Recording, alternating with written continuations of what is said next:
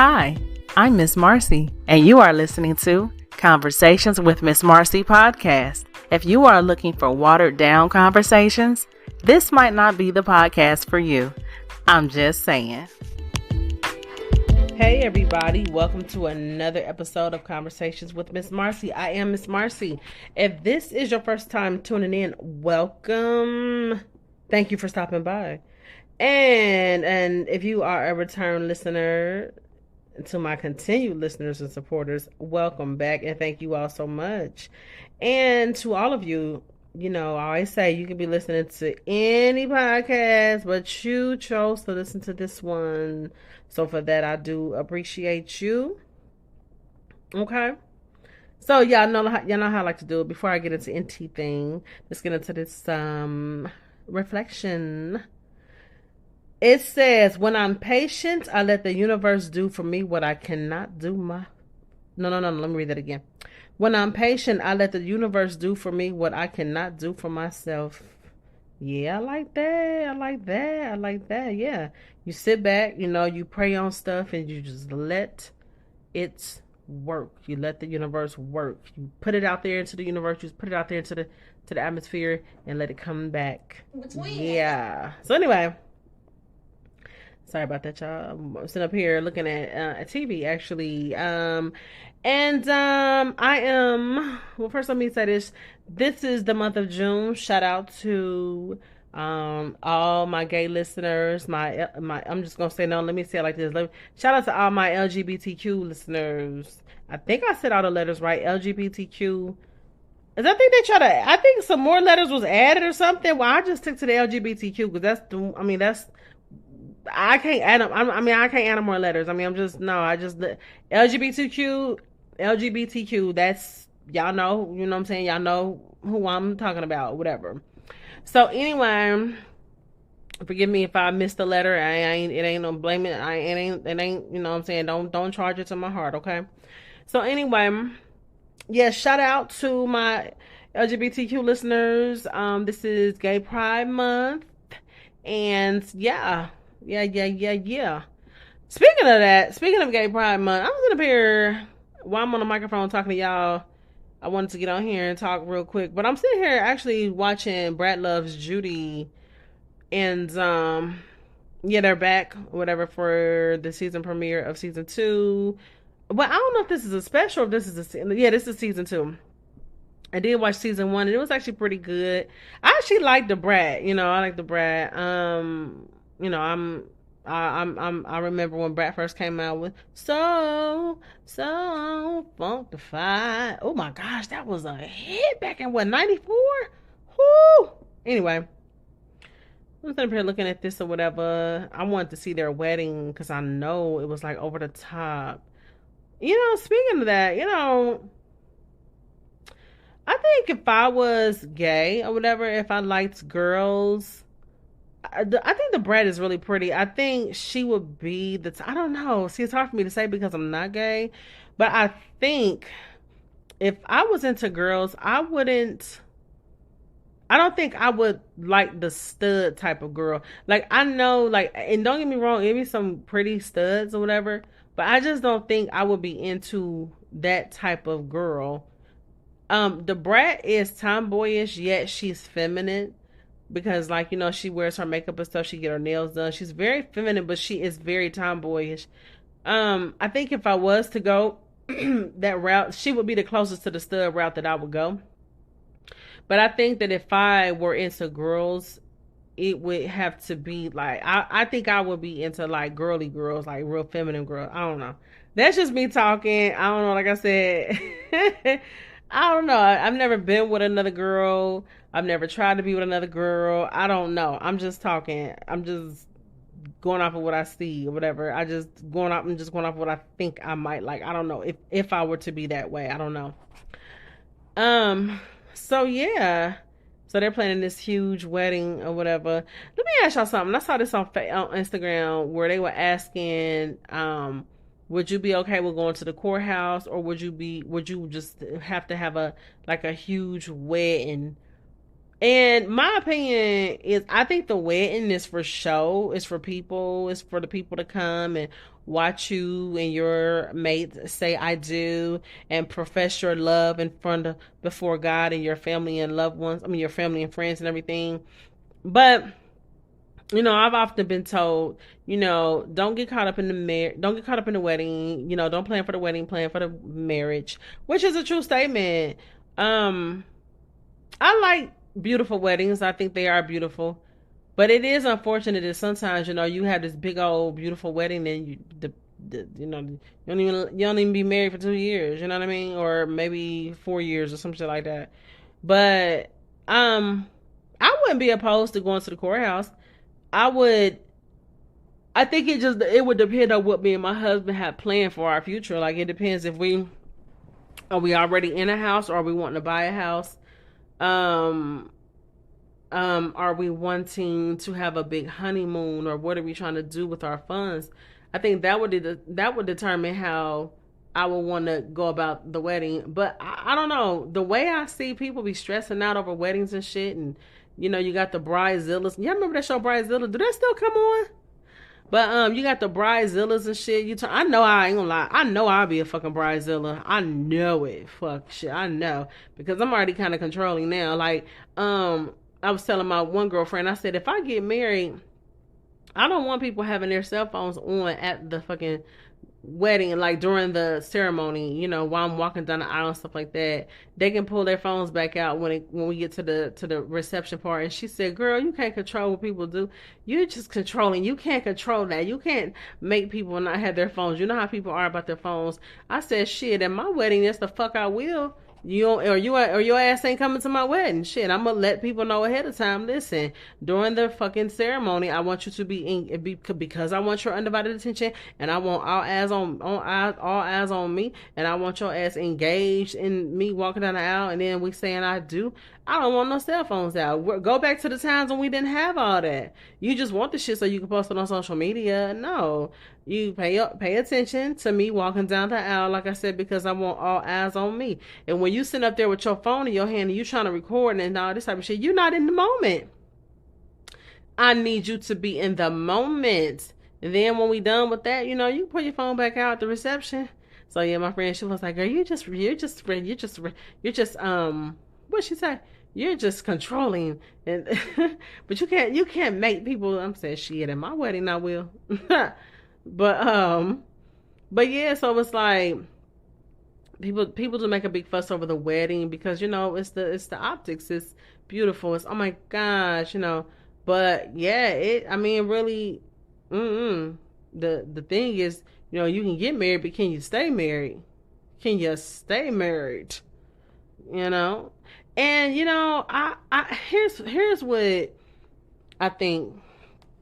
There are some things that people who are not married, the end goal for them is marriage. But it's funny how people who are married, shit, sometimes they be really want to be single, low key. They do.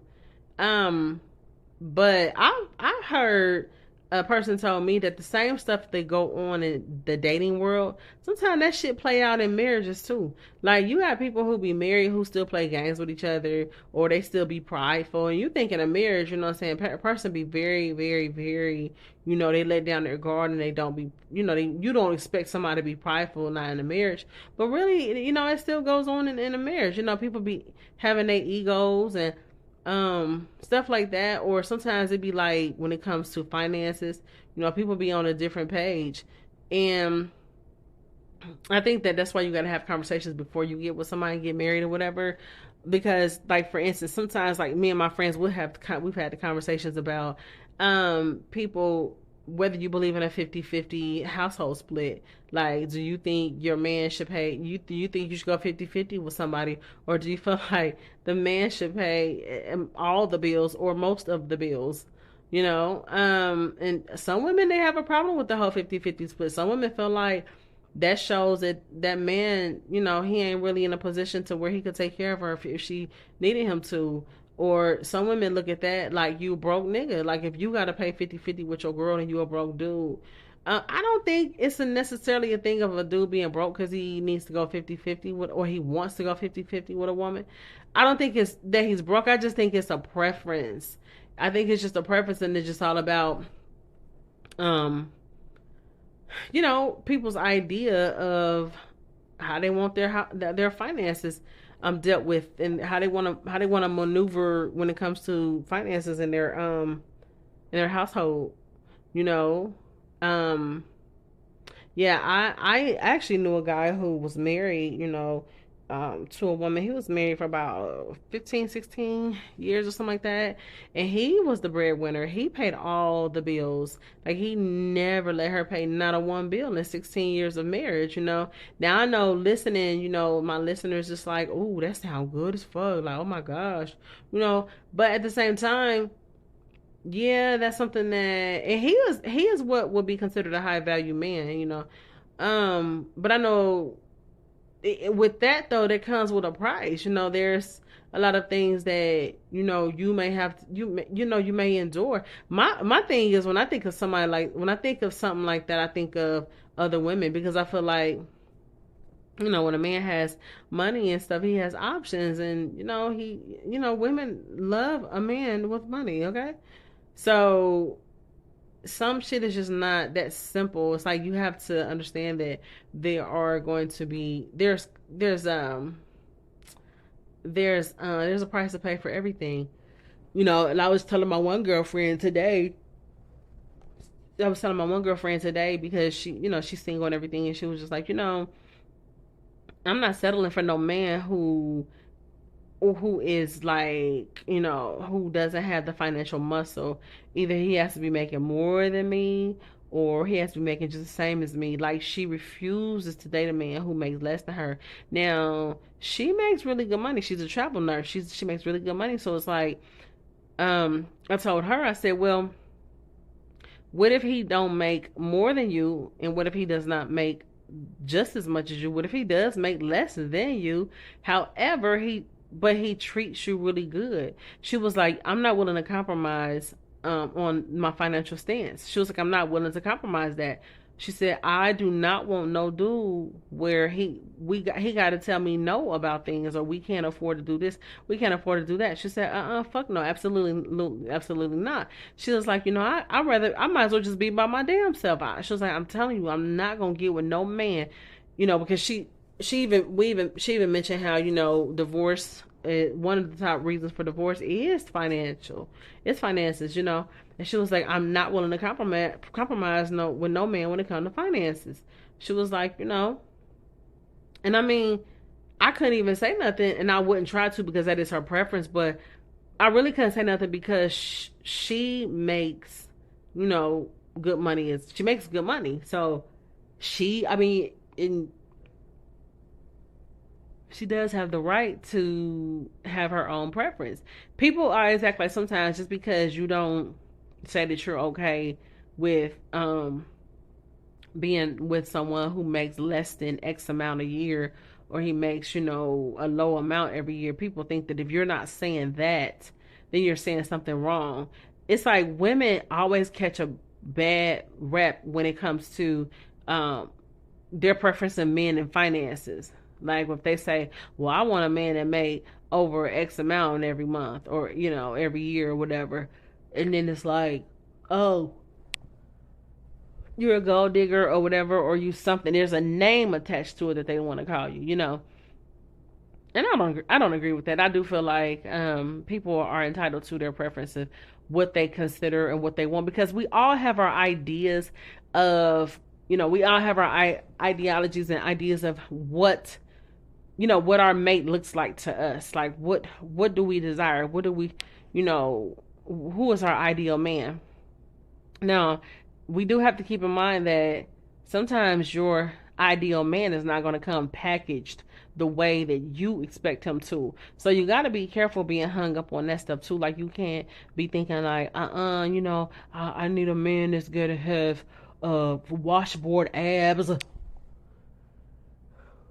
This made me think about Chili from TLC. I remember she had that show years ago. I forgot what it was called. Chili Finds Love or some shit, where she had Floyd Mayweather on there, and Everybody thought they was fucking around, and but that wasn't the case. I guess I don't know, but she could not find a man to save her life, and one of her requirements was he had to have washboard abs, and he couldn't smoke, he couldn't do this, he couldn't do that. It was a lot of stuff she had on her list, and people was clowning Chili like, no wonder your fucking ass is singing, you're fucking crazy.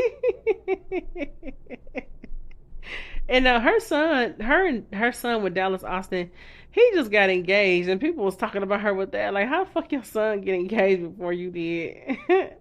but but yeah. So I mean, it's okay to have our preferences, but we can't. uh we have to be realistic too. Like, you got to be open to, it may not come the way you think. Like, he may not come and looking the way you thought he was supposed to look or whatever. I like, when we were talking, I said, how do we know? And this is what I want to talk about today. How do we know the difference between settling and just being realistic? Okay, like, how do you know when you're settling or you're just being realistic? And so the way she answered that, she said it just depends. Um, does it just depend on what you're not willing to settle for? So, and I guess that does make sense. That, I guess that would be the answer. It just depends on what you're not willing to compromise. So, like, when we were talking, she said, she said she's not willing to compromise on the financial side. So for her, settling would be, getting with someone, dating someone who may, above average, a little above average. I think average is was it 30, was it 40,000 a year? I think I remember I heard somebody say 40,000 a year, or 50, something like that. 30, 40,000 a year. That was average. That's what the average person makes or whatever. And she was like, see, fuck that. I would, because she makes way more than that, you know. And she was just like, I'm not willing to compromise on that. I'm not willing to compromise on that. So yeah. So it's just like, I guess it just depends on.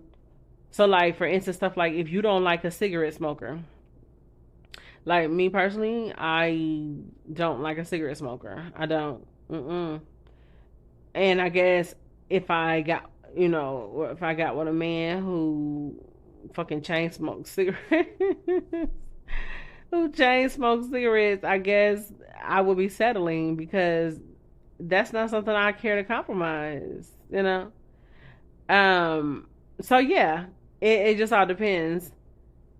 And I don't know, that whole financial piece though, that's a big deal. Like, that's something men and women always get into it about. I was having a conversation with someone, and they were telling me that they had an argument with a guy about Kevin Samuels, like, the stuff that he used to talk about and stuff. One thing I noticed that is true, Kevin Samuels videos, it really did bring upon, like, I feel like a negative energy amongst men's and women. Like, I think it brought upon, people say, oh, it made us have discussions that needed to be had.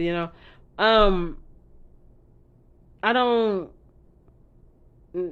I feel like there were some things that needed to be brought to the forefront, but I think some of the stuff like, and I talked about Kevin Samuels before, but I don't really need to get off into it too much. But I just don't agree with you know some of the things that, like I said, that he said or whatever. Like, most of it I do, but some of it I did not. No, no, no. I'm gonna say most of it I didn't agree with. Some of it I did agree with. That's some shit, y'all, that he died like that. I was just thinking, like, man, I bet you his true Kevin Samuels fans, I bet you they missed the fuck out of him, because he used to do a video like every Wednesday or something like that. Man, that's crazy. But man. But yeah, so yeah, like I said, it's just, I don't know. Y'all gotta let me know what y'all think. First of all, would you be okay with going to the courthouse, or you got to go, you got to get married and have the big lavish wedding? Because after all, we were told that this would be a part of our dream anyway. We were, as little girls, we were always taught that you get married one day and you have a big ass dream fucking wedding. And you know what? I mean, some people can pull that wedding part off. But some people can't. Some people cannot. Cannot. I mean, mm, mm, mm. So anyway, I think that was it for now. I think I'm gonna go ahead and lay it down. And y'all be sure to catch me in the next episode. Be sure to share this podcast and download this podcast.